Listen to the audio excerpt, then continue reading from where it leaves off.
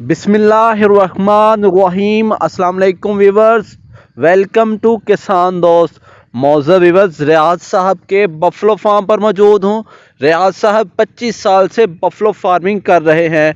इनसे करेंगे गुफ्तगू और जानेंगे बफलो फार्मिंग के हवाले से नहायत ही इम्पोर्टेंट मालूमात। इन्होंने बफलो फार्मिंग कैसे शुरू की और बफलो फार्मिंग में किस कदर कामयाब रहे। आपसे करता हूं रिक्वेस्ट, वीडियो को लास्ट तक देखें, इंशाल्लाह आपको सीखने को बहुत कुछ मिलेगा। तो चले रियाज साहब से करते हैं गुफ्तगू। अस्सलाम वालेकुम वालेकुम सर, की हाल है आपका? अल्लाह का शुक्र जनाब, दुआं तुहाड़ियां भरावां दी। सर आपका की नाम है? मेरा नाम मोहम्मद रियाज, रियाज साहब केड़ा इलाका जी? साडा सालपुर ने। अच्छा सर, ए दसो कि मज्जां दा काम किन्ने सालों तो करदे पे हो? मैं काम तो कर रहा 5 साल तो। 25 सालों का तजर्बा किस तरह का रहा है? तजर्बा ऐसा रहा है कि पहले मेरे को मजा को नहीं सुना है। अच्छा मैं लोगों का दुध चुआ के खड़ना था, जी फिर मैं हिसाब लिया यार ये बचत नहीं है, जी अपनी मजा बनाओ। जी फिर मैं 2 मजा लिया ने, 4 लिया ने, 6 लिया ने, हूँ माशाल्लाह मेरे को 24-25 मजा ने। माशाल्लाह ते अल्लाह का शुक्र है। ये टेंशन भी है ने ते पैसा भी है वे, जी पैसा भी बहुत है। ये एक दरिया, हम्म ਇਹ ਪਾਈ ਵੀ ਜੋ ਤੇ ਚੁੱਕੜੀ ਵੀ ਜੋ ਇਹਦਾ ਸਿਸਟਮ ਚੱਲਦਾ ਹੈ। जी ਜਿਹੜਾ ਤੁਸੀਂ ਕਹੋਗੇ ਜੋ ਕੱਢ ਕੇ ਮੈਂ ਕੋਠੀਆਂ ਬੰਗਲੇ ਬਣਾ ਲਾਂ हाँ ਤੇ ਫਿਰ ਤੁਸੀਂ ਥੱਲੇ ਲੱਗ ਜਾਓਗੇ। हम्म ਮੁਨਾਸਬ ਜੇ ਪੈਸੇ ਵੀ ਕੱਢੀ ਜੋ ਕੋਈ ਬੱਚੀ ਵਿਆਹਣ ਵਾਸਤੇ, ਕੋਈ ਬੱਚਾ ਵਿਆਹਣਾ ਹੈ ਉਹ ਕੱਢ ਲਓ, ਨਹੀਂ ਤੇ ਬਾਕੀ ਸਿਸਟਮ ਜਿਹੜਾ ਚਲਾਈ ਰੱਖੋ ਤੇ ਚੱਲੀ ਜਾਏਗਾ। अच्छा रियाज साहब की समझते हो कि अगर कोई बंदा डेयरी फार्म का आगाज़ करे तो उन्होंने किन्नियां क मज्जां नाल आगाज़ करना चाहिए? ਉਹਨੂੰ ਘੱਟ ਤੋਂ ਘੱਟ ਜੇ ਜ਼ਿਆਦਾ ਕੋਈ ਪੈਸਾ ਨਾ ਹੋਵੇ ਤਾਂ 50 ਮੱਝਾਂ ਲੈਣੀ ਚਾਹੀਦੀਆਂ ਨੇ, ਤੇ ਜੇ ਕਮ ਪੈਸੇ ਨੇ ਤੇ ਫਿਰ 5 ਮੱਝਾਂ ਲੈ ਲਿਓ ਹੁਣ जी ਤਾਂ ਆਪਣਾ ਸਿਸਟਮ ਚਲਾ ਲੇ। ਕੋਈ ਜਦੋਂ 6 ਕੁ ਮਹੀਨੇ ਗੁਜ਼ਰ ਜਾਣ ਨਾ ਫਿਰ 5 ਮੱਝਾਂ ਹੋਰ ਪਾ ਲੇ, ठीक ਤਾਂ ਕਿ ਪਿਛਲੀਆਂ ਡਾਊਨ ਹੋ ਜਾਂਦੀਆਂ ਉਹ 6 ਮੱਝਾਂ ਹੋਰ ਲੈ ਲੇਗਾ, ਉਹਦਾ ਸਿਸਟਮ ਚੱਲਦਾ ਰਹੇਗਾ। ਉਹਦੇ ਸੁੱਕਣ ਨੂੰ ਇਹ ਦੂਸਰੀਆਂ ਪਿਛਲੀਆਂ ਜਿਹੜੀਆਂ ਨਾ ਫਿਰ ਉਹ ਸੂਣੀਆਂ ਸ਼ੁਰੂ ਹੋ ਜਾਂਦਾ, ਉਹਦਾ ਆਰਾਮ ਚੱਲਦਾ ਰਹੇਗਾ। ये कि जो सुक्का पीरियड आएगा, ड्राई पीरियड आएगा तो नवे जानवर आएंगे तो दुध का सदा बहार डेयरी से चलता रहेगा। 12 ਮਹੀਨੇ ਜਿਹੜਾ ਚੱਲਦਾ ਰਹੇਗਾ। यानी कि अगर दुध का लैवल डाउन होंदा है, दुध घट आंदा तो डेयरी नुकसान भी जाएगा ਸਾਥ ਜਾਏਗੀ तो काम खराब होएगा। ਬਿਲਕੁਲ। ਜਿਹੜਾ ਮੁਲਾਜ਼ਮ ਨੇ ਉਹ ਤਰਾਹਾਂ ਕੋਲੋਂ ਦੇਣੀਆਂ ਪੈਂਦੀਆਂ, ਹੋਰ ਵੀ ਖਰਚੇ ਖੁਰਚੇ ਜਿੰਨੇ ਵੀ ਹੈ ਨੇ ਉਹ बिल्कुल ਕਿਥੋਂ ਤੁਹਾਨੂੰ ਦੇਣੇ ਨੇ, ਕਰਜ਼ਾ ਚੁੱਕ ਦੋਗੇ। जी ਜੇ बिल्कुल ਤੁਸੀਂ 5 ਮੱਝਾਂ ਹੋਰ ਪਾ ਲਓਗੇ जी। ਤੁਹਾਡਾ ਆਰਾਮ ਚੱਲੀ ਜਾਏਗਾ, ਨਾਲੇ ਤੁਹਾਡਾ ਉਹਲਾ ਭੁਲੇਖਾ ਰਹੇਗਾ ਕਿ ਹੋਰ ਕਿੰਨੇ ਕੇ ਪੈਸੇ ਨੇ ਭਾਈ ਕੋਲ। अच्छा, ਤੁਹਾਡਾ ਗਾੜਾ ਤਜਰਬਾ ਹੈ, ਚੰਗਾ ਤਜਰਬਾ ਹੈ। ਹਾਂਜੀ। ਆਮ ਤੌਰ ਤੇ ਤੁਸੀਂ ਕੀ ਸਮਝਦੇ ਹੋ ਕਿ ਪਾਕਿਸਤਾਨ ਦੇ ਵਿੱਚ ਕਿਹੜੇ ਇਲਾਕੇ ਦੀ ਮੱਝ ਚੰਗਾ ਦੁੱਧ ਦਿੰਦੀ ਹੈ? ਇੱਥੇ ਮੱਝ ਬੂਰੇ ਦੀ ਮੱਝ ਚੰਗੀ ਰਹਿੰਦੀ ਹੈ। ਬੂਰੇ ਵਾਲੀ? ਬੂਰੇ ਵਾਲੀ ਮੱਝ ਜੋ ਲਿਆਈਦੀ ਹੈ ਨਾ, ਜੀ ਉਦੋਂ ਜਦੋਂ ਪਿਛਾ ਹਟਦੀ ਹੈ ਨਾ 3-4 ਮਹੀਨੇ 6 ਮਹੀਨੇ ਗੁਜ਼ਰਦੇ ਨੇ ਉਹ ਜ਼ਿਆਦਾ ਦੁੱਧ ਕਰੀ ਜਾਂਦੀ ਹੈ, ਅੱਛਾ, ਵਧਾਉਂਦੀ ਹੈ। ਵਧਾਉਂਦੀ ਹੈ। ਜਿਹੜੀਆਂ ਇਲਾਕੇ ਦੀਆਂ ਅਗਲੇ ਪਿੱਛੇ ਦੇ ਇਲਾਕੇ ਦੀਆਂ ਨਾ ਉਹ ਮੱਝਾਂ ਅੱਛੀਆਂ ਨਹੀਂ ਹੈ। ਅੱਛਾ ਰਿਆਜ਼ ਸਾਹਿਬ, ਬੂਰੇ ਵਾਲਾ ਦੀ ਮੱਝ ਕਿਹੜੇ ਸੂਏ ਦੀ ਚੰਗੀ ਰਹੇਗੀ? ਉਹ ਤੁਸੀਂ ਦੇਖ ਕੇ ਲਿਆਉਣੀ ਹੈ, ਕੋਈ ਬੰਦਾ ਅੱਛਾ ਹੈ ਮਿਰਜ਼ਾ ਜਾਂ ਕੋਈ ਹੋਰ ਸਿਆਣਾ ਬੰਦਾ, ਉਹ ਜਾ ਕੇ ਖਰੀਦ ਕੇ ਦੇ ਦੇ ਬੰਦੇ ਉਸ ਨੂੰ ਜਿਹਨੇ ਲੈਣੀਆਂ ਨੇ। ਜੇ ਆਪੇ ਖਰੀਦੇਗਾ ਜਾਂ ਕੋਈ ਬੰਦਾ ਬੇਤਮਾਦਾ ਹੋਏਗਾ ਤੇ ਉਹਦਾ ਨੁਕਸਾਨ ਕਰ ਛੜੇਗਾ। ਅੱਛਾ, ਤੁਸੀਂ ਮੱਝ ਲੈਣ ਵਿੱਚ ਲੋਕਾਂ ਦੀ ਮਦਦ ਕਰ ਸਕਦੇ ਹੋ? ਬਿਲਕੁਲ ਇਨਸ਼ਾਅੱਲਾ। ਅੱਛਾ, ਤੁਸੀਂ ਆਪਣਾ ਨੰਬਰ ਬੋਲੋ ਤਾਂ ਕਿ ਕੋਈ ਬੰਦਾ ਅਗਰ ਮੱਝਾਂ ਲੈਣਾ ਚਾਹੁੰਦਾ ਤੁਹਾਡੇ ਨਾਲ ਰਾਬਤਾ ਕਰ ਲਵੇ। ਬਿਲਕੁਲ ਜੀ 0321 ਜੀ 7085 642। ਅੱਛਾ, ਇਹ ਵੀ ਰਿਆਜ਼ ਸਾਹਿਬ ਦੱਸੋ ਕਿ ਆਮ ਤੌਰ ਤੇ ਮੱਝਾਂ ਦੇ ਰੇਟ ਉਸ ਇਲਾਕੇ ਵਿੱਚ ਕੀ ਚੱਲਦੇ ਪਏ ਨੇ? ਮੱਝਾਂ ਦਾ ਰੇਟ ਜਿਹੜੇ ਕੈਸ਼ ਨੇ ਨਗਦ ਜੀ ਉਹ 2-10 20 2-15-20 ਇੱਥੇ ਮਿਲ ਜਾਂਦੀ ਹੈ। ਜੀ ਇੱਥੇ ਲੋਕ ਲੈਂਦੇ ਨੇ ਉਧਾਰ, ਜੀ ਉਹ 2.5 ਲੱਖ ਦੀ ਵੀ ਲੈਂਦੇ ਨੇ, ਪੌਣੇ 3 ਲੱਖ ਦੀ ਲੈਂਦੇ ਨੇ, 3 ਲੱਖ ਦੀ ਲੈਂਦੇ ਨੇ। ਮੈਂ 2 ਮੱਝਾਂ ਆਉਂਦੀਆਂ ਨੇ ਹੁਣ 4 ਲੱਖ ਤੇ 20 ਹਜ਼ਾਰ ਦੀਆਂ। ਜੀ ਮਾਸ਼ਾਅੱਲਾ ਇੱਕ ਦੁੱਧ ਦਿੰਦੀ 15 ਕਿਲੋ ਬਈ, ਮਾਸ਼ਾਅੱਲਾ। ਇੱਕ ਜੇ ਥੋੜੇ ਦਿਨ ਸੂਈ ਉਹ ਦਿੰਦੀ ਵੀ ਕੋਈ 12 ਕਿਲੋ, ਉਹ ਵੀ ਵਧੇਗੀ। ਅੱਛਾ, ਉਹ ਦੋਵੇਂ ਮੱਝਾਂ ਰਿਆਜ਼ ਸਾਹਿਬ ਤੁਹਾਡੇ ਨਾਲ ਮਜ਼ੀਦ ਗੁਫ਼ਤਗੂ ਕਰਨੇ ਆ, ਲੇਕਿਨ ਅਸੀਂ ਚਾਹੁੰਦੇ ਹਾਂ ਕਿ ਦੋਵੇਂ ਮੱਝਾਂ ਤੁਹਾਨੂੰ ਪਹਿਲਾਂ ਵਿਖਾਓ। ਮੱਝਾਂ ਤੁਸੀਂ ਵੇਖ ਲਓ, ਵੈਸੇ ਮੈਂ ਉਹ ਦੇਣੀਆਂ ਨਹੀਂ ਹੈ ਠੀਕ ਕਿ ਉਹ ਮੈਂ ਆਪਣੇ ਵਾਸਤੇ ਨਹੀਂ ਨੇ, ਠੀਕ ਹੈ ਉਹ ਮੱਝਾਂ ਤੁਸੀਂ ਦੇਖ ਲਓ। ਠੀਕ ਹੈ, ਚਲੋ ਵੀਵਰਸ, ਤੁਹਾਨੂੰ ਜੋ ਦੋ ਜਾਨਵਰ ਵਿਖਾਣੇ ਜਿਹੜੇ ਰਿਆਜ਼ ਸਾਹਿਬ ਲੈ ਕੇ ਆਏ ਨੇ ਤੇ ਇਹਨਾਂ ਨਾਲ ਮਜ਼ੀਦ ਗੁਫ਼ਤਗੂ ਕਰਨੇ ਆ। ਠੀਕ ਹੋ ਗਿਆ, ਮਿਹਰਬਾਨੀ। ਇੱਕ ਇਹ ਮੱਝ ਹੈ ਜੀ, ਝੋਟੀ ਹੈ ਮਾਸ਼ਾਅੱਲਾ ਪਹਿਲਾਂ ਨੂੰ। ਆ ਵੀ ਪਹਿਲਾਂ ਤੇ ਰਿਆਜ਼ ਸਾਹਿਬ ਕਿੰਨਾ ਦੁੱਧ ਦੇ ਥੱਲੇ? ਇਸ ਦੇ 15 ਕਿਲੋ ਦੁੱਧ ਹੈ। 15 ਕਿਲੋ ਦੁੱਧ, ਠੀਕ ਹੈ। ਤੇ ਦੂਸਰੀ ਕਿਹੜੀ ਜੇ? ਉਹ ਨਾਲ ਦੀ ਉਹ ਵੀ ਪਹਿਲਾਂ ਨੇ ਥੱਲੇ 12 ਕਿਲੋ ਦੁੱਧ। ਇਹ ਜੀ ਪਹਿਲਾਂ ਇਹ ਜਿਹੜੀ ਬੈਠੀ ਹੈ ਨਾ, ਇਹ ਬੈਠੀ ਹੈ, ਹਾਂਜੀ, ਇਹਦੇ ਥੱਲੇ 12 ਕਿਲੋ ਦੁੱਧ ਹੈ। ਤੇ ਦੋਏ ਝੋਟੀਆਂ ਕਿੰਨੇ ਦੀਆਂ ਲੈ ਕੇ ਆਏ ਸੋ? ਇਹ 4 ਲੱਖ 20 ਹਜ਼ਾਰ ਦੀ 4 ਲੱਖ ਤੇ 20 ਹਜ਼ਾਰ ਦੀਆਂ ਇਹ ਦੋਨੋਂ ਝੋਟੀਆਂ ਕੈਸ਼। ਜੀ। ਕੈਸ਼।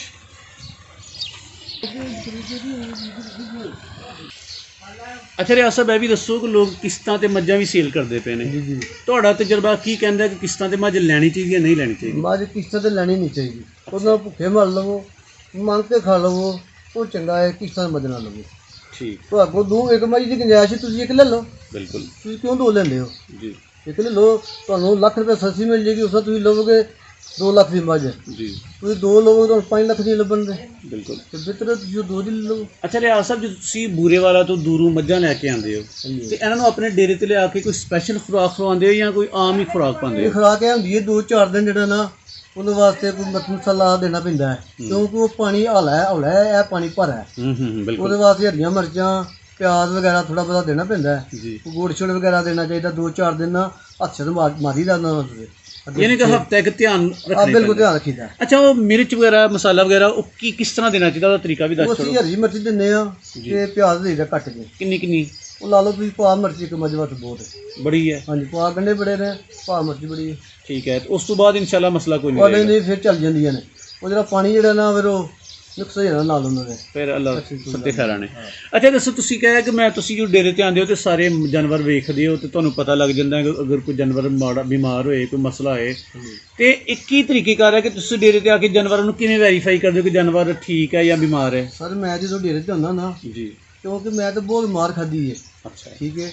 ਆ ਕੇ ਬੱਚੇ ਨੇ ਉਹ ਛੁੱਟੀ ਮਰਦੇ ਨੇ, ਉਹ ਕੰਮ ਸ਼ੁਰੂ ਕਰਦੇ ਨੇ, ਮੈਂ ਆ ਕੇ ਚੈੱਕ ਕਰਨਾ ਹੁੰਦਾ, ਵੇਖਣਾ ਹੁੰਦਾ ਬੱਚਾ ਗਾਲੀ ਪਈਆਂ ਨੇ, ਉਹ ਮੇਰੀ ਗਾਲੀ ਨਹੀਂ ਕਰਦੀ ਵੀ ਕੀ ਗੱਲ ਜੀ, ਉਹਨੂੰ ਵੇਟ ਕਰੀਦਾ ਹੋਰ ਘੰਟਾ ਚੈੱਕ ਕਰੀਦਾ, ਜੇ ਗਾਲੀ ਕਰਦੀ ਹੈ ਤੇ ਠੀਕ ਹੈ, ਨਹੀਂ ਡਾਕਟਰ ਕੋਲ ਬੁਲਾ ਲਈਦਾ, ਡਾਕਟਰ ਕਿਤੇ ਡਾਕਟਰ ਸਾਹਿਬ ਗਾਲੀ ਨਹੀਂ ਕਰਦੀ ਵੀ, ਉਹ ਡਾਕਟਰ ਦੱਸਦਾ ਜੀ ਇਹਨੂੰ ਬੁਖਾਰ ਹੋਇਆ ਗਾ, ਉਹ ਟੀਕੇ 2 ਲਾਈ ਜਾਂਦਾ, 1-2 ਦੇ ਬਸ ਮਾਮਲਾ ਠੀਕ ਹੋ ਜਾਂਦਾ ਇਨਸ਼ਾਅੱਲਾ। ਅੱਛਾ ਰਿਆਜ਼ ਸਾਹਿਬ, ਤੁਹਾਡਾ ਤਜਰਬਾ ਤੇ ਵਾਹਵਾ ਚੁੱਕ ਹੈ, ਇਹ ਵੀ ਦੱਸੋ ਕਿ ਮੱਝਾਂ ਨੂੰ ਆਮ ਤੌਰ ਤੇ ਕਿਹੜੀਆਂ ਬਿਮਾਰੀਆਂ ਲੱਗ ਜਾਂਦੀਆਂ ਨੇ? ਇਹ ਬਿਮਾਰੀਆਂ ਇੱਕ ਤੇ ਲੱਗਦੀਆਂ ਨੇ, ਇਹਨਾਂ ਦੇ ਕਿਰਮ ਹੋ ਜਾਂਦੇ ਨੇ। ਕਿਰਨ, ਹਾਂ, ਠੀਕ ਹੈ। ਉਹ ਡਾਕਟਰ ਦੁਆਨ ਹੈ ਸਭ ਤੋਂ ਵੱਡਾ ਸਿਆਲਕੋਟ ਦਾ, ਅੱਛਾ ਉਹਦਾ ਮੇਰੀ ਦੋਸਤੀ ਵੀ ਹੈ, ਜੀ, ਸਾਡੇ ਪਿਆਰਾ ਦਾ ਬੰਦਾ ਬਹੁਤ ਹੈ। ਉਹ ਜਦੋਂ ਆਂਦਾ 400 ਕਿਰਮ ਤੋਂ ਹੀ ਹੁੰਦਾ ਹੁੰਦਾ ਹੈ ਨਾ, ਜੀ, ਉਦੋਂ ਮੱਝ ਪੱਠੇ ਵੀ ਖਾਈ ਜਾਂਦੀ ਹੈ, ਦੁੱਧ ਵੀ ਦੇਈ ਜਾਂਦੀ ਹੈ। ਜਦੋਂ 400 ਕਿਰਮ ਚੋਂ 450 ਹੁੰਦਾ ਨਾ, ਫਿਰ ਉਹ ਦੁੱਧ ਵੀ ਕੰਮ ਦੇਈ ਜਾਂਦੀ ਹੈ ਤੇ ਪਿੰਡੇ ਵੀ ਕੰਮ ਹੋ ਜਾਂਦੀ ਹੈ। ਉਦੋਂ ਨਿਲਦੰਦ ਭੇਜਦੀ ਹੈ, ਨਿਲਦੰਦ ਜੋ ਪਿਆਦੀ ਹੈ ਨਾ, ਉਹਨੂੰ ਚੱਲਾ ਹਫ਼ਤੇ 1.5 ਬਾਅਦ ਨਾਲ ਬਿਲਕੁਲ ਠੀਕ ਹੋ ਜਾਂਦੀ, ਦੁੱਧ ਵੀ ਉੱਥੇ ਟੁੱਟ ਜਾਂਦਾ ਤੇ ਪਿੰਡੇ ਵੀ ਤਲੀ ਹੋ ਜਾਂਦੀ। Very good. ਅੱਛਾ, ਥਣਾ ਦਾ ਮਸਲੇ ਆਮ ਤੌਰ ਤੇ ਬੜੇ ਲੋਕ ਮੈਨੂੰ ਵੀ ਕਾਲ ਕਰਦੇ ਨੇ ਕਿ ਥਣ ਬੰਦ ਨੇ, ਥਣ ਤੇ ਚੰਦਰੀ ਜ਼ਹਿਰ ਹੈ, ਇਹੋ ਜਿਹੇ ਮਸਲਿਆਂ ਦਾ ਇਲਾਜ ਕਿਵੇਂ ਕਰਦੇ ਹੋ? ਉਹ ਮਸਲਾ ਇਲਾਜ ਅਸੀਂ ਤਾਂ ਨਹੀਂ ਕਰ ਸਕਦੇ, ਕਿਉਂਕਿ ਅਸੀਂ ਡਾਕਟਰ ਨਹੀਂ ਹੈ। ਉਹ ਡਾਕਟਰ ਆਪਣਾ ਯਾਦ ਸਾਡਾ ਵੀ ਚਾਰਾ ਦਾ ਬੰਦਾ ਵੇਖਦੇ, ਉਹਨੂੰ ਬੁਲਾਈ ਦਾ ਫੋਨ ਕਰਨੇ ਆ, ਉਹ ਆ ਜਾਂਦਾ।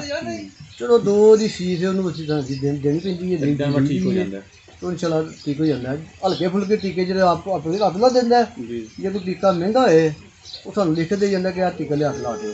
ਤੁਹਾਡੇ ਡੇਰੇ ਤੇ ਸਰ ਜਾਨਵਰ ਆਮ ਤੌਰ ਤੇ ਕਿੰਨਾ ਕੁ ਦੁੱਧ ਐਵਰੇਜ ਦਿੰਦੀਆਂ ਨੇ? ਸਾਡੀ ਕੋਲ ਮੱਝਾਂ ਨੇ 19 ਕਿਲੋ ਦੁੱਧ ਦੇਣ ਵਾਲੀਆਂ ਨੇ। ਮਾਸ਼ਾਅੱਲਾ।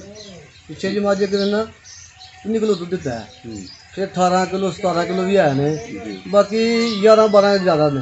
11-12 ਐਵਰੇਜ ਹੈ ਮਤਲਬ? ਐਵਰੇਜ ਹੈ। ਅੱਛਾ, ਦੁੱਧ ਵਧਾਉਣ ਦਾ ਨੁਸਖਾ ਵੀ ਦੱਸੋ, ਇਹਨਾਂ ਨੂੰ ਦੁੱਧ ਵਧਾਉਣ ਵਾਸਤੇ ਕਿਹੜੀ ਖੁਰਾਕ ਦਿੰਦੇ ਉਹਨਾਂ ਨੂੰ? ਦੁੱਧ ਬਾਅਦ ਅਸੀਂ ਦਲੀਆ ਪਾਉਂਦੇ ਹਾਂ ਤੇ ਖਲ ਪਾਈ ਦੀ ਹੈ। ਅੱਛਾ, ਦਲੀਆ ਤੇ ਖਲ ਕਿਹੜੀ ਪਾਉਂਦੇ ਹੋ? ਖਲ ਜਿਹੜੀ ਹੈ ਵੜੇਵੇਂ ਦੀ ਖਲ, ਤੇ ਇੱਕ ਮੱਝ ਨੂੰ ਕਿੰਨੀ ਮਿਕਦਾਰ ਵਿੱਚ ਪਾਉਂਦੇ ਹੋ? ਮਸਲ ਕੇ ਚੰਗੀ ਮੱਝ ਜਿਹੜੀ ਹੋਏ ਨਾ, ਉਹ 3-4 ਕਿਲੋ ਪਾ ਲਈਦੀ ਹੈ। 3-4 ਕਿਲੋ ਪਾਉਂਦੇ ਹੋ? ਅੱਛਾ, ਦਲੀਏ ਤੇ ਖਲ ਦੇ ਇਲਾਵਾ ਹੋਰ ਕੋਈ ਚੀਜ਼ ਨਹੀਂ ਕੋਈ ਪਾਉਂਦੇ? ਚੀਜ਼ ਨਹੀਂ। ਅੱਛਾ, ਚਾਰਾ ਆਮ ਤੌਰ ਤੇ ਕਿੰਨੀ ਕੁ ਜ਼ਮੀਨ ਤੇ ਪਾਉਂਦੇ ਹੋ ਇਹਨਾਂ ਵਾਸਤੇ? ਸਾਡੇ ਕੋਲ ਜ਼ਮੀਨ 3 ਏਕੜ ਹੈ, ਅੱਛਾ, ਅਸੀਂ ਕਿਉਂ ਲਾਈ ਦੀ ਹੈ, ਉਹ ਕੰਮ ਹੈ, ਅਸੀਂ ਫਿਰ ਪਿੰਡਿਆਂ ਤੋਂ ਲਿਆਈ ਦੀ ਹੈ, ਕੋਈ ਪਿੱਛੋਂ ਮੁੱਲ ਵੀ ਖਰੀਦ ਲਈਦਾ। ਠੀਕ ਹੈ। ਤੁਸੀਂ 3 ਕਿੱਲੇ ਜ਼ਮੀਨ ਇੰਨੇ ਕੁ ਜਾਨਵਰ ਵਾਸਤੇ ਘੱਟ ਹੈ? ਬਹੁਤ ਘੱਟ, ਬਹੁਤ ਘੱਟ ਹੈ। ਬਹੁਤ ਘੱਟ। ਅੱਛਾ, ਤੂੜੀ ਕਿੰਨੀ ਕੁ ਸਟੋਰ ਕਰ ਲੈਂਦੇ ਹੋ ਫਿਰ? ਤੂੜੀ ਅਸੀਂ ਕਰ ਲਈ ਦੀ ਆਪਣਾ ਸਟੋਰ, ਕੋਈ 500 ਮਣ ਤੂੜੀ ਸਟੋਰ ਕਰੀ ਦੀ ਹੈ ਅੱਛਾ, ਤੇ ਕੋਈ 500 ਮਣ ਪਰਾਲੀ ਜਿਹੜੀ ਉਹ ਸਟਾਕ ਦੀ ਦੀ। ਠੀਕ ਹੈ। ਅੱਛਾ ਰਿਆਜ਼ ਸਾਹਿਬ, ਸ਼ੈੱਡ ਲੋਕ ਕਹਿੰਦੇ ਪਏ ਨੇ, ਮੈਨੂੰ ਅਕਸਰ ਪੁੱਛਦੇ ਪਏ ਨੇ ਕਿ ਸ਼ੈੱਡ ਕੁਛ ਸਸਤਾ ਸ਼ੈੱਡ ਬਣਾਉਣ ਦਾ ਤਰੀਕਾ ਦੱਸੋ ਕਿ ਪੈਸੇ ਵੀ ਘੱਟ ਲੱਗਣ ਤੇ ਚੰਗਾ ਵੀ ਹੈ। ਸ਼ੈੱਡ ਆਮ ਤੌਰ ਤੇ ਕਿਸ ਡਿਜ਼ਾਈਨ ਦਾ ਹੋਣਾ ਚਾਹੀਦਾ ਇਹਨਾਂ ਦਾ? ਸਾਡੇ ਦੇਖੋ ਇਹ ਤੁਸੀਂ ਪੁਰਾਣਾ ਕੰਮ ਕੀਤਾ ਦਾ ਹੈ, ਸ਼ੈੱਡ ਨਹੀਂ ਹੈ ਕੋਈ ਇਹ ਕੰਮ। ਪੁਰਾਣੇ ਬਾਲੇ ਵਗੈਰਾ ਨੇ। ਪਿੱਛੇ ਅਸੀਂ ਲੈਂਟਰ ਪਾਇਆ ਦਾ, ਠੀਕ ਹੈ। ਉਹਨੂੰ ਸ਼ੈੱਡ ਤਿਆਰ ਕਰ ਦਿੰਦੇ, ਉਹ ਜਿਹੜੀ ਸਲੇਟਾਂ ਪਾਉਂਦੇ ਨੇ ਨਾ, ਜੀ, ਉਹ ਠੀਕ ਹੈ, ਕਾਮਯਾਬ ਚੀਜ਼ ਹੈ। ਠੀਕ ਹੈ। ਤਲਾਅ ਅਸੀਂ ਤੁਹਾਡੇ ਜਾਨਵਰਾਂ ਵਾਸਤੇ ਨਹੀਂ ਵੇਖਦੇ ਤੇ ਹਾਲਾ ਸੁਣਿਆ ਕਿ ਮੱਝਾਂ ਦੇ ਡੇਰੇ ਤੇ ਤਲਾਅ ਹੋਣਾ ਚਾਹੀਦਾ। ਸਾਡੀ ਜ਼ਮੀਨ ਥੋੜੀ ਹੈ ਨਾ, ਇਸ ਤੋਂ ਬਾਅਦ ਅਸੀਂ ਜਾਂਦੇ ਹਾਂ ਕਿ ਯਾਰ ਕੀ ਕਰੇ ਬੰਦਾ, ਮਜਬੂਰੀ ਹੈ, ਤਲਾਕ ਕਿਸ ਤਰ੍ਹਾਂ ਬੰਦਾ ਹੀ ਹੈ, ਕੀ ਕਰੀਏ। ਅੱਛਾ, ਦੁੱਧ ਦਾ ਰੇਟ ਆਮ ਤੌਰ ਤੇ ਇਲਾਕੇ ਵਿੱਚ ਕੀ ਚੱਲਦਾ ਪਿਆ? ਦੁੱਧ ਦਾ ਰੇਟ 100 ਰੁਪਏ ਚੱਲਦਾ ਪਿਆ, 90-100 ਚੱਲਦਾ ਪਿਆ। ਤੇ ਤੁਸੀਂ ਦੋਧੀ ਨੂੰ ਦਿੰਦੇ ਹੋ ਜਾਂ ਆਪੀ ਸੇਲ? ਅਸੀਂ ਆਪਣੀ ਘਰਾਂ 'ਚ ਦਿੰਦੇ ਹਾਂ। ਘਰਾਂ ਵਿੱਚ ਸੇਲ ਕਰਨ ਦਾ ਵੱਧ ਫਾਇਦਾ ਹੈ? ਉਹਦਾ ਫਾਇਦਾ ਹੈ ਵੀ 100 ਦੇ ਆਪਣਾ 10 ਰੁਪਏ ਅਸੀਂ ਸੇਲ ਕਰਨੇ ਆ। ਠੀਕ ਹੈ। ਹਾਂਜੀ। ਤੇ ਕੀ ਸਮਝਦੇ ਹੋ ਕਿ ਦੁੱਧ ਦਾ ਰੇਟ ਮੁਨਾਸਬ ਹੈ ਜਾਂ ਘੱਟ ਹੈ? ਨਹੀਂ, ਬਹੁਤ ਘੱਟ ਹੈ। ਕੀ ਸਮਝਦੇ ਹੋ ਇੱਕ ਮੱਝ ਤੇ ਰੋਜ਼ ਦਾ ਤੁਹਾਡਾ ਕਿੰਨਾ ਕੁ ਖਰਚਾ ਆ ਜਾਂਦਾ? ਸਾਡਾ ਇੱਕ ਮੱਝ ਤੇ ਦੇਖੋ ਤੁਸੀਂ ਬਹੁਤਾ ਨਹੀਂ ਹੈ ਤੇ 400 ਖਰਚਾ ਆ ਜਾਂਦਾ। 400 ਰੁਪਏ ਖਰਚਾ 1000 ਦਾ ਦੁੱਧ ਦੇ ਜਾਂਦੀ ਹੈ ਤੇ 500 ਰੁਪਏ 400 ਖਾਈ ਜਾਂਦੀ ਹੈ। ਖਾ ਜਾਂਦੀ ਹੈ, ਬਿਲਕੁਲ 50% ਬਚ ਜਾਂਦਾ 50%। ਤੇ ਇੱਕ ਟਾਈਮ ਵਿੱਚ ਇਸ ਟਾਈਮ ਤੁਹਾਡੇ ਕਿੰਨੇ ਜਾਨਵਰ ਦੁੱਧ ਦਿੰਦੇ ਪਏ ਨੇ? ਸਾਡੇ ਕੋਲ ਅਸਲੇ ਕੁੱਤਰੇ ਹੀ ਮੱਝਾਂ ਨੇ। ਤੇ ਦੁੱਧ ਦੇਣ ਵਾਲੇ ਕਿੰਨੇ ਨੇ? ਦੁੱਧ ਵਾਲੀਆਂ ਜਿਵੇਂ ਕੋਈ 5-6 ਦਿਨ ਦੁੱਧ ਦਿੰਦੀਆਂ ਕਿ ਬਾਕੀ ਸਾਰੀਆਂ ਦਿੰਦੀਆਂ ਨੇ। ਮਾਸ਼ਾਅੱਲਾ ਮਾਸ਼ਾਅੱਲਾ। ਕਿੰਨਾ ਕੁ ਮਨ ਦੁੱਧ ਰੋਜ਼ ਦਾ ਸੇਲ ਕਰ ਉਹ ਸਕਦੇ? ਸਾਡਾ ਸੇਲ ਹੁੰਦਾ ਪਿਆ ਜਨਾਬ ਇਹ 4.25 ਮਣ, ਮਾਸ਼ਾਅੱਲਾ 4 ਮਣ ਤੇ 10 ਕਿਲੋ। ਠੀਕ ਹੈ। ਅੱਛਾ ਇਹ ਦੱਸੋ, ਐਂਡ ਤੇ ਤੁਸੀਂ ਇਹ ਕੰਮ ਕਿਹਾ ਕਿ ਇੱਕ ਦਰਿਆ ਆ, ਇਹਦੇ ਵਿੱਚ ਪਾਓ ਫਿਰ ਵੀ ਪਤਾ ਨਹੀਂ ਲੱਗਦਾ, ਕੱਢੋ ਫਿਰ ਵੀ ਪਤਾ ਨਹੀਂ ਲੱਗਦਾ, ਮੁਸ਼ਕਲ ਕੰਮ ਹੈ, ਇਹਨੂੰ ਇੱਕ ਤਰੀਕੇ ਨਾਲ ਚਲਾਉਣਾ ਚਾਹੀਦਾ ਹੈ। ਬਿਲਕੁਲ। ਪਾਕਿਸਤਾਨ ਦੇ ਬੇਸ਼ੁਮਾਰ ਨੌਜਵਾਨ, ਦੁਨੀਆ ਤੋਂ ਬੇਸ਼ੁਮਾਰ ਕਿਸਾਨ ਤੁਹਾਨੂੰ ਵੇਖਦੇ ਪਏ ਨੇ, ਐਂਡ ਤੇ ਉਹਨਾਂ ਨੂੰ ਕੰਮ ਦੀ ਗੁਰ ਦੀ ਗੱਲ ਦੱਸੋ ਕਿ ਇਹ ਕੰਮ ਕਰਨਾ ਚਾਹੀਦਾ ਹੈ, ਅਗਰ ਨਹੀਂ ਕਰਨਾ ਚਾਹੀਦਾ ਕਿਉਂ ਨਹੀਂ ਕਰਨਾ ਚਾਹੀਦਾ, ਅਗਰ ਕਰਨਾ ਚਾਹੀਦਾ ਤੇ ਕਿੰਜ ਕਰਨਾ ਚਾਹੀਦਾ? ਉਹ ਗੱਲ ਹੈ ਕਿ ਜੀ ਇਹ ਕਰਨਾ ਚਾਹੀਦਾ ਇਸ ਵਾਸਤੇ ਇੱਕ ਤਾਂ ਥੋੜੀ ਉਹਨਾਂ ਦੀ ਜ਼ਮੀਨ ਹੋਣੀ ਚਾਹੀਦੀ ਹੈ ਪਹਿਲੇ ਨੰਬਰ ਤੇ, ਭਾਵੇਂ ਆਜ਼ਾਦੀ ਹੋਏ ਜਾਂ ਠੇਕੇ ਤੇ ਲਈ ਹੋਏ, ਜ਼ਮੀਨ ਹੋਣੀ ਚਾਹੀਦੀ ਹੈ। ਦੂਸਰੇ ਨੰਬਰ ਤੇ ਬੰਦਾ ਜਿਹੜਾ ਸਰਬਰਾ ਹੈ ਜੀ ਉਹ ਸਿਆਣਾ ਹੋਣਾ ਚਾਹੀਦਾ। ਜੀ ਉਹਦੇ ਨਾਲ ਕੋਈ ਸਾਥੀ ਵੀ ਨਾਲ ਟੁਰੇ, ਉਹ ਵੀ ਮੁਖਲਸ ਹੋਏ। ਜੇ ਮੁਖਲਸ ਨਾ ਹੋਏਗਾ ਤਾਂ ਉਹਨੂੰ ਡੁੱਬ ਛੜੇਗਾ, ਜੇ ਮੁਖਲਸ ਹੋਏਗਾ ਤਾਂ ਫਿਰ ਤਰ ਛੜੇਗਾ। ਕਿਉਂਕਿ ਅਗਲੇ ਬੰਦੇ ਕੋਈ ਮੱਝਾਂ ਖਰੀਦ ਕੇ ਦੇਗਾ ਨਾ, ਉਹ ਕਹੇਗਾ ਮੈਂ ਤੇ ਕੋਈ 10,000 ਮੱਝ ਵਿੱਚ ਲੈਣਾ। ਬਿਲਕੁਲ ਜੇ 50 ਮੱਝਾਂ ਲੈ ਕੇ ਦਿੰਦਾ ਤਾਂ ਦੱਸੋ ਕਿੰਨੇ ਪੈਸੇ ਵਿੱਚ ਉਹ ਕਮਾ ਗਿਆ। ਬਿਲਕੁਲ ਕਮਿਸ਼ਨ ਨਾਲੇ ਮੱਝਾਂ ਵੀ ਗੰਦੀਆਂ ਲੈ ਕੇ ਦੇਗਾ ਤੇ ਪੈਸੇ ਵੀ ਲਏਗਾ। ਬੰਦਾ ਕੋਛਾ ਮਿਲ ਜੇ ਤੇ ਫਿਰ ਬੰਦਾ। ਔਰ ਤੁਸੀਂ ਆਪਣਾ ਨੰਬਰ ਦੱਸਿਆ ਹੈ, ਅਗਰ ਵੀਵਰਸ ਵਿੱਚ ਕੋਈ ਬੰਦਾ ਰਿਆਜ਼ ਸਾਹਿਬ ਤੇ ਯਕੀਨ ਕਰੇ, ਇਹਨਾਂ ਨਾਲ ਰਾਬਤਾ ਕਰਕੇ ਜਾਨਵਰ ਖਰੀਦਣਾ ਚਾਹੇ ਤੇ ਮੁਸਤਨਦ ਬੰਦੇ ਨੇ ਤੁਹਾਡੀ ਮਦਦ ਕਰਨਗੇ। ਰਿਆਜ਼ ਸਾਹਿਬ ਬੜੀ ਸੋਹਣੀ ਗੁਫ਼ਤਗੂ ਕੀਤੀ ਹੈ, ਤੁਹਾਡੀ ਵਾਹਵਾ ਸਾਰੀ ਮਿਹਰਬਾਨੀ। ਬੜੀ ਮਿਹਰਬਾਨੀ, ਤੁਹਾਡੀ ਵੀ ਮਿਹਰਬਾਨੀ ਨਾਲ ਬਹੁਤ ਬਹੁਤ ਸ਼ੁਕਰੀਆ।